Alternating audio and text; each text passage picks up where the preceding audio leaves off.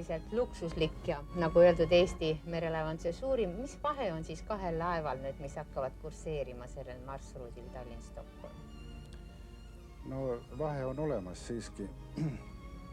See laev, mis meile nüüd teiseks tuleb, sõitis Trelleborgi ja Warnemünde vahel, tähendab Saksa ja Rootsi vahel, kus tehti päevas mitu reisi.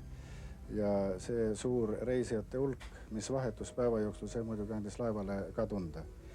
Ja ta on teataval määral on kehvemas seisus praegu, kui on Estonia.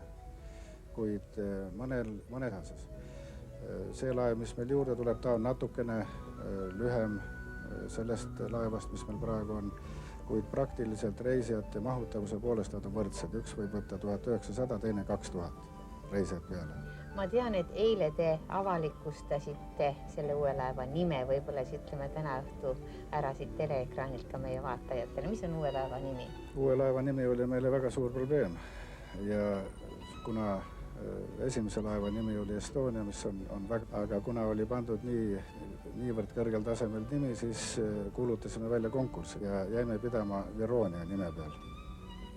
Et ta on sisuliselt, ta on umbes sama, mis Estonia.